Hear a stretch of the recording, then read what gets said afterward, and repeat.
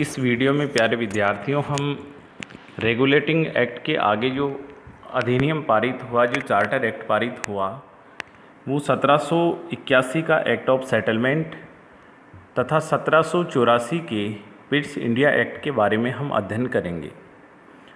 हम भारत में संवैधानिक विकास की यात्रा में कौन कौन से चार्टर और अधिनियम पारित हुए उनके बारे में अध्ययन कर रहे हैं। इसी को आगे बढ़ाते हुए हम सबसे प्रथम एक्ट ऑफ सेटलमेंट के बारे में अध्ययन करेंगे। एक्ट ऑफ सेटलमेंट 1781 का है। अब इतिहास में हमेशा कारण का अध्ययन होता है। सबसे पहले ये घटना क्यों घटी, ऐसा क्यों हुआ, तो ऐसा ही एक्ट ऑफ सेटलमेंट क्यों आया। तो हमने रेगुलेटिंग एक्ट के जब दोषों का अध्ययन किया तो उसमें ये था, गवर्नर जनरल की जो परिषद थी उसमें बहुमत संबंधी फैसलों में कुछ समस्याएं थी, सुप्रीम कोर्ट और गवर्नर जनरल के जो क्षेत्राधिकार थे उनके बारे में कुछ समस्याएं थी, ऐसे ही व्यापारिक मामलों में भी कुछ समस्याएं थी। तो कौन रेवेन्यू मामलों की, कौन सिविल मामलों की सुनवाई करेगा, ये पूरे प्रावधान स्पष्ट रूप से उल्लेखित नहीं थे।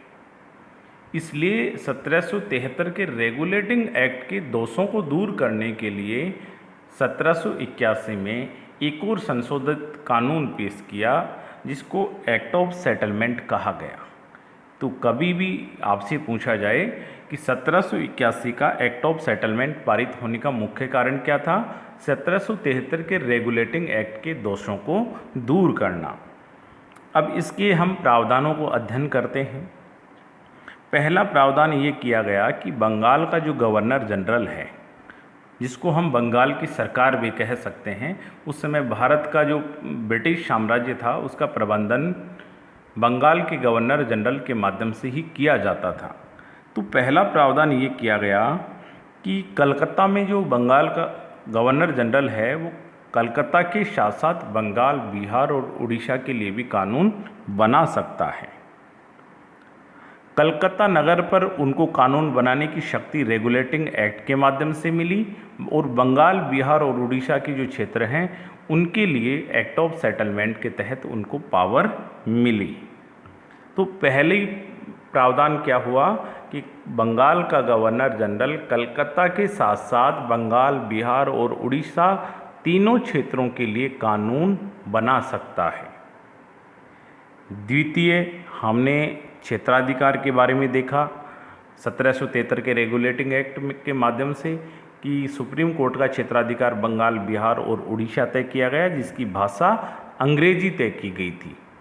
लेकिन इस एक्ट के माध्यम से, एक्ट ऑफ सेटलमेंट के माध्यम से सुप्रीम कोर्ट की ज्यूरिडिक्शन पावर को लिमिट कर दिया गया और ये प्रावधान किया गया कि सुप्रीम कोर्ट का क्षेत्राधिकार केवल कलकत्ता नगर रहेगा। तो बंगाल, बिहार और उड़ीसा से उसके क्षेत्राधिकार को कम करके केवल कलकत्ता नगर तक किया गया। साथ ही ये प्रोविज़न किया गया है, यदि दोनों पक्ष सहमत हैं तो बाहर के क्षेत्र के मामले भी सुने जा सकते हैं, लेकिन मूल रूप से क्षेत्राधिकार केवल कलकत्ता नगर तक रहेगा।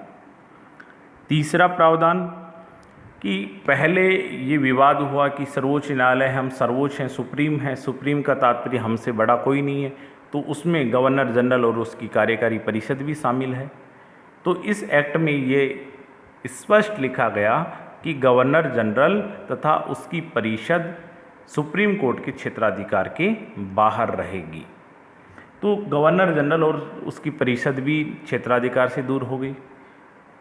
नेक्स्ट जो प्रोविज़न था वो था दीवानी संबंधी मामलों से। तो दीवानी संबंधी मामलों में सुप्रीम कोर्ट के क्षेत्राधिकार को समाप्त कर दिया गया कि दीवानी संबंधी मामलों को सुनने का अधिकार गवर्नर जनरल तथा उसकी परिषद के पास होगा। उसमें भी ये तय किया गया कि 5,000 रुपये से अधिक के जो दीवानी मामले हैं वो 5,000 रुपये तक के दीवानी मामलों को गवर्नर जनरल और उसकी परिषद सुनेगी। लेकिन 5,000 रुपये से अधिक के मामलों की यदि आपको अपील करनी है तो गवर्नर जनरल परिषद के फैसलों के खिलाफ अपील ब्रिटेन में स्थित प्रिवी काउंसिल में होगी। प्रिवी काउंसिल ब्रिटेन का सर्वोच्च न्यायालय जो प्रिवी काउंसिल होता था, तो गवर्नर जनरल और उसकी परिषद के फैसलों के विरुद्ध यदि आपको अपील करनी है तो इंग्लैंड स्थित प्रिवी काउंसिल में अपील करनी पड़ेगी। तो इस प्रकार हम देखते हैं कि मुख्य रूप से 4 प्रावधान एक्ट ऑफ सेटलमेंट 1781 में किए गए। पहला ये किया गया कि कलकत्ता के साथ साथ बंगाल, बिहार, उड़ीसा पर गवर्नर जनरल और उसकी परिषद को कानून बनाने की शक्ति होगी। द्वितीय प्रावधान ये किया गया कि उच्चतम न्यायालय की जुरिडिक्शन को तय किया गया कि कलकत्ता नगर तक उसकी जुरिडिक्शन रहेगी। इसके बाहर के यदि कोई पक्ष सहमत हैं, दोनों पक्ष, तभी सुने जाएंगे। तीसरा ये किया गया कि गवर्नर जनरल की परिषद को सुप्रीम कोर्ट के जुरिडिक्शन से बाहर कर दिया गया। चौथा प्रावधान कि दीवानी मामलों में सुप्रीम कोर्ट का कोई अधिकार नहीं होगा। 5,000 रुपये तक के मामले गवर्नर और उसकी परिषद सुनेंगी और गवर्नर तथा उसकी परिषद के फैसले के विरुद्ध अपील ब्रिटेन स्थित प्रिवी काउंसिल में की जा सकेंगी। उसके बाद में एक बिल आया फोक्स का इंडिया बिल, जो 1783 में आया। ब्रिटेन में ईस्ट इंडिया कंपनी की गतिविधियों को नियंत्रित करने के लिए फोक्स के द्वारा एक बिल लाया जा रहा था, उसको फोक्स का इंडिया बिल कहा गया। लेकिन इस बिल को लाते समय एक बड़ा घटनाक्रम होता है जिसको वीडियो में बताना ज़्यादा प्रासंगिक नहीं है, क्योंकि वो परीक्षाओं की दृष्टि से ज़्यादा प्रासंगिक नहीं है। लेकिन इस बिल को लाते समय वहाँ की राजनीति इतनी गर्मा गर्मी हुई कि वहाँ की सरकार गिर गई। तो ये प्रथम और अंतिम अवसर था जब भारत के मामलों को लेकर इंग्लैंड में स्थित सरकार गिर गई थी, तो जिसे फोक्स का इंडिया बिल 1783 नाम दिया गया। तो कई बार ये पूछा जाता है कि कौन सा मामला था जिसके तहत इंग्लैंड में सरकार भारतीय मामलों को लेकर गिर गई थी। तो फोक्स का इंडिया बिल 1783 ईस्वी में वो आया, हालांकि वो पारित नहीं हो पाया, इसलिए उसका इंडियन परिप्रेक्ष्य में ज़्यादा महत्व नहीं है।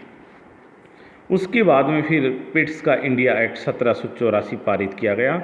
बहुत ही महत्वपूर्ण ब्रिटिश संसद द्वारा कंपनी की गतिविधियों पर नियंत्रण स्थापित करने के लिए पारित किया गया अधिनियम, और परीक्षाओं की दृष्टि से काफ़ी महत्वपूर्ण बिल है ये पिट्स इंडिया एक्ट। यहाँ पे पिट्स इंग्लैंड का उस समय प्रधानमंत्री था विलियम पिट, तो उसके द्वारा ये कानून, ये एक्ट लाया गया, इस कारण इसको पिट्स इंडिया एक्ट कहते हैं। Pitt's India act 1784। अब बात ये आती है कि इसको पिट्स इंडिया एक्ट को पारित क्यों किया गया।